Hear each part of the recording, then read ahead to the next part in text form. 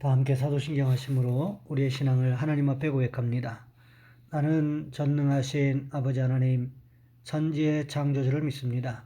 나는 그의 유일하신 아들 우리 주 예수 그리스도를 믿습니다. 그는 성령으로 잉태되어 동정녀 마리아에게서 나시고 본디오 빌라도에게 고난을 받아 십자가에 못 박혀 죽으시고 장사된 지 사흘 만에 죽은 자 가운데서 다시 살아나셨으며 하늘에 오르시어 전능하신 아버지 하나님 우편에 앉아 계시다가 거기로부터 살아있는 자와 죽은 자를 심판하러 오십니다. 나는 성령을 믿으며 거룩한 공교회와 성도의 교제와 죄를 용서받는 것과 몸의 부활과 영생을 믿습니다. 아멘. 찬송가 436장입니다. 나 이제 주님의 새 생명 얻은 몸 옛것은 지나고 새 사람이로다. 그 생명 내 맘에 강같이 흐르고 그 사랑 내게서 해같이 빛난다. 영생을 누리며 주 안에 살리라. 오늘도 내일도 주 함께 살리라. 주 안에 감추인 새 생명 얻으니 이전에 줬던 것 이제는 값없다. 하늘의 은혜와 평화를 맛보니 찬송과 기도로 주 함께 살리라. 영생을 누리며 주 안에 살리라. 오늘도 내일도 주 함께 살리라. 산천도 초목도 새 것이 되었고 죄인도 원수도 친구로 변한다. 새 생명 얻은 자 영생을 누리니 주님을 모신 맘 새 하늘이로다. 영생을 누리며 주 안에 살리라. 오늘도 내일도 주 함께 살리라. 주 따라가는 길 험하고 멀어도 찬송을 부르며 뒤따라가리라. 나 주를 모시고 영원히 살리라. 날마다 섬기며 주 함께 살리라. 영생을 누리며 주 안에 살리라. 오늘도 내일도 주 함께 살리라. 아멘. 오늘 말씀 요한복음 18장에서 보겠습니다. 요한복음 18장 1절로 14절까지 말씀입니다. 제가 가진 성경은 신약성경 178쪽에 있습니다. 제가 봉독해 드립니다.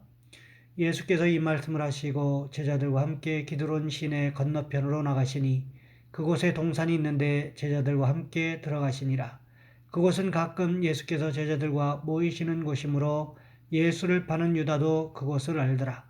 유다가 군대와 대제사장들과 바리새인들에게서 얻은 아랫사람들 데리고 등과 횃불과 무기를 가지고 그리로 오는지라. 예수께서 그 당할 일을 다 아시고 나아가 이르시되 너희가 누구를 찾느냐? 대답하되 나사렛 예수라거늘. 이르시되 내가 그니라 하시니라. 그를 파는 유다도 그들과 함께 섰더라. 예수께서 그들에게 내가 그니라 하실 때에 그들이 물러가서 땅에 엎드러지는지라. 이에 다시 누구를 찾느냐 물으신데 그들이 말하되 나사렛 예수라 하거늘. 예수께서 대답하시되 너희에게 내가 그니라 하였으니 나를 찾거든. 이 사람들이 가는 것은 용납하라 하시니 이는 아버지께서 내게 주신 자 중에서 하나도 잃지 아니하였사옵나이다 하신 말씀을 응하게 하려 함이로라. 이에 시몬 베드로가 칼을 가졌는데 그것을 빼어 대제사장의 종을 쳐서 오른편 귀를 베어버리니 그 종의 이름은 말고라. 예수께서 베드로더러 이르시되 칼을 칼집에 꽂으라.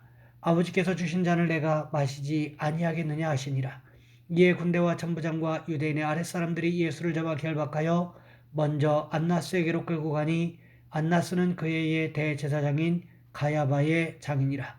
가야바는 유대인들에게 한 사람이 백성을 위하여 죽는 것이 유익하다고 권고하던 자라라. 아멘. 오늘 본문의 말씀을 가지고 예수님께서 걸어가신 길이라는 제목으로 함께 말씀을 살펴보겠습니다. 선교사님 한 분이 비즈니스를 통해 복음을 전하기 위해서 전기장판을 가지고 선교지에 갔습니다. 그러나 문은 그렇게 쉽게 열리지가 않았습니다. 문이 열리지 않아 창고에 그 많은 장판을 쌓아놓고 있어야 했습니다. 선교사님이 주로 하고 있는 일은 장판을 홍보하고 관리하는 일이었습니다. 하지만 창고에는 쥐와 원숭이가 틈타 장판을 망가뜨리곤 했습니다. 그렇기 때문에 장판을 보호하기 위해서 쥐약이나 쥐젖을 놓고 쥐를 때려잡거나 원숭이를 내쫓는 일을 해야만 했습니다. 때로는 쥐가 쥐약을 먹고 창고 구석에서 썩어 구더기가 꼬여 있으면 이를 청소하는 일이 바로 선교사님이 해야 하는 일이었습니다. 이런 일을 하고 있는 자신의 모습을 보면서 며칠간 잠을 이루지도 못하기도 했습니다. 어느 날 동료 선교사님께서 어린이들에게 복음을 전하시면서 수많은 어린이들이 복음을 듣고 영접했노라는 이야기를 들려주시는데 마음의 소용돌이가 일어나기 시작했습니다. 아, 나도 복음 전하는 일을 해야 되지 않을까? 몇몇 분들은 선교사가 말씀 전하고 보람된 사역을 해야지 지금 뭐하고 있냐? 이렇게 말하기도 했습니다. 어떤 분으로부터는 반드시 실패하게 될 것이라는 말을 듣기도 했습니다. 그런 이야기를 들을 때마다 혹시 내가 생고생만 하고 있는 것은 아닐까? 이런 두려운 생각이 들기도 했습니다. 그래서 여러 번 몸부림쳐야만 했습니다. 그때 말씀 묵상 중에 주님께서 주신 말씀이 있었습니다. 바로 고린도전서 4장 말씀이었습니다. 사람이 마땅히 우리를 그리스도의 일꾼이요 하나님의 비밀을 맡은 자로 여길지어다. 그리고 맡은 자들에게 구할 것은 충성이니라. 전기장판 사업은 하나님께서 나에게 맡겨주신 비밀스러운 사명이라는 것이 깨달아졌습니다. 선교사님은 선교편지에 이렇게 기록하였습니다. 전기장판 무역의 일도 주님께서 시작하셨고 저를 그 일에 초청하셨다고 믿습니다. 뿐만 아니라 주님께서 그 장판의 관리, 홍보, 유통, 판매까지도 나에게 맡기셨다고 믿고 받아들이게 되었습니다. 이제 제 편에서 주님께 드릴 것은 순종에 이어 충성인 것입니다. 선교사님의 혼란스러운 마음은 한 번에 정리가 되었습니다. 비록 지금 쥐를 잡으며 창고를 관리하고 있지만 주어진 하루의 삶에 순종하며 충성을 다하면 되는 것이었습니다. 후에 놀랍게 선교의 문이 열리는 것을 경험하게 됩니다. 우리도 우리에게 맡겨진 길을 충실하게 충성스럽게 걸어가다 보면 이와 같은 축복을 경험하게 되는 줄 믿습니다. 우리는 우리 주님께서 걸어가신 길을 따라가야만 합니다. 그렇다면 오늘 본문에서 우리 주님께서 걸어가신 길은 어떤 길이었을까요?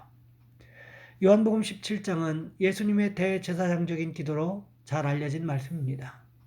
이렇게 기도하셨던 우리 주님께서 오늘 본문에 들어오셔서 어떻게 하셨습니까? 오늘 본문 1절과 2절 말씀에 보시면 이렇게 기록하고 있습니다. 예수께서 이 말씀을 하시고 제자들과 함께 기드론 시내 건너편으로 나가시니 그곳에 동산이 있는데 제자들과 함께 들어가시니라. 그곳은 가끔 예수께서 제자들과 모이시는 곳이므로 예수를 파는 유다도 그곳을 알더라. 기드론 시내 건너편에 있는 동산, 그곳이 어디였을까요? 바로 겟세마네 동산을 가리키고 있습니다. 겟세마네 동산이 어떤 곳이었습니까? 예수님께서 습관적으로 기도하셨던 장소였습니다. 밤이 맞도록 철야 기도를 하시던 장소였습니다. 예수님이 보이지 않을 때에 제자들이 이 겟세마네 동산으로 주님을 찾으러 왔던 곳이기도 합니다. 그러하게 제자들은 이 겟세마네 동산에 대해서 익히 알고 있었던 것이지요.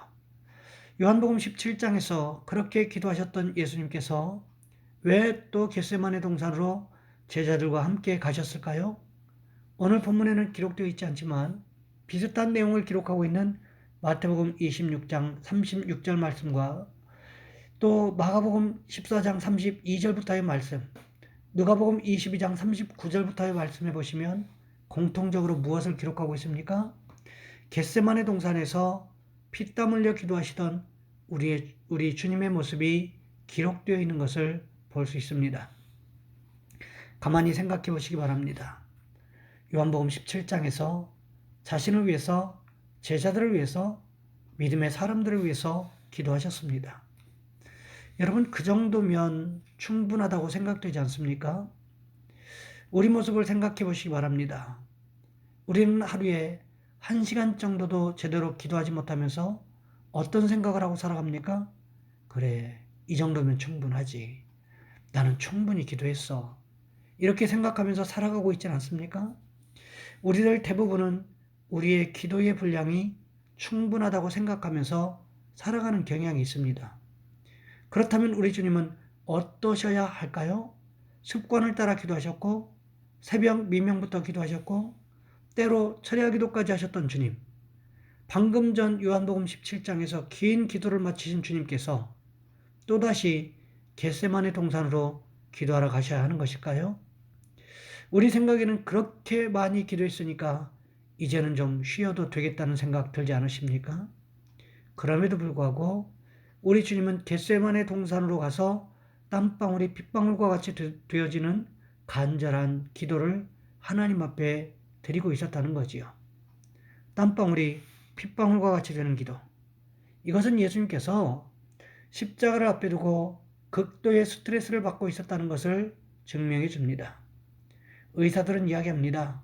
극도의 스트레스를 받게 되면 땀샘 근처에 있는 못의 혈관이 파열되어서 땀샘으로 피가 스며들게 되고 그럼으로써 땀에 피가 섞여 나와서 마치 땀이 피처럼 보이게 되는 경우가 있다고 합니다. 그러니 우리 주님의 기도가 얼마나 간절하셨는가 하는 것을 알 수 있지 않습니까? 십자가를 앞에 두고 그렇게 간절한 기도의 길을 걸어가셨던 주님. 십자가에서는 어떻게 하셨습니까?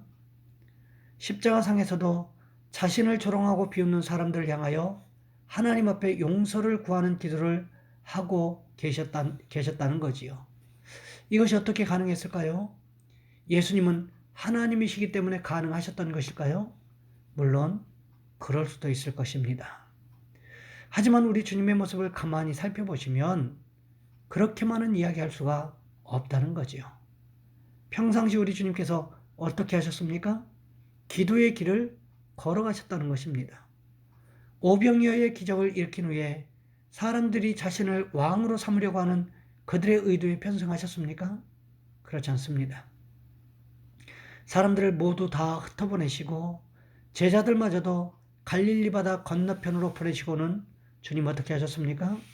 우리 주님은 홀로 기도하러 가셨던 것을 볼 수 있습니다. 그러니 우리 주님이 하나님께 기도하는 것을 얼마나 소중하게 생각하셨는가를 알 수 있지 않습니까? 이것이 어떻게 가능했을까요? 평상시에 기도의 길을 걸어가셨기 때문에 가능했다는 것입니다. 그렇다면 사랑하는 성도 여러분, 우리는 어떠해야 할까요? 우리도 우리 주님처럼 기도의 길을 걸어가시는 축복이 있으시기를 원합니다. 기도의 통장에 기도를 두둑히 채우시는 축복이 있으시기를 원합니다. 그렇게 되면 언젠가 그 기도의 통장에서 우리 후손이 기도의 응답을 꺼내 사용할 수 있을 것이기 때문에 그렇습니다. 바라기는 우리 모두가 우리 주님 걸어가셨던 그 길을 기억하면서 우리도 주님처럼 기도의 길을 걸어가시는 축복이 있으시기를 주님의 이름으로 부탁을 드립니다. 이 시간 우리 한 목소리 함께 기도하겠습니다. 주님, 우리도 주님 닮아 기도할 수 있게 도와주옵소서. 기도의 능력을 경험하게 도와주옵소서. 또한 우리 성도들 가운데 육신의 질병으로 인해서 또 마음의 고통으로 인해서 힘들고 어려운 과정들을 지내는 성도들이 있는데 하나님 치료해 주시라고 이 시간 우리 주여 한번 간절히 부르신 후에 한 목소리 함께 기도합니다. 주여, 사랑의 하나님, 우리를 도와주시기를 원합니다.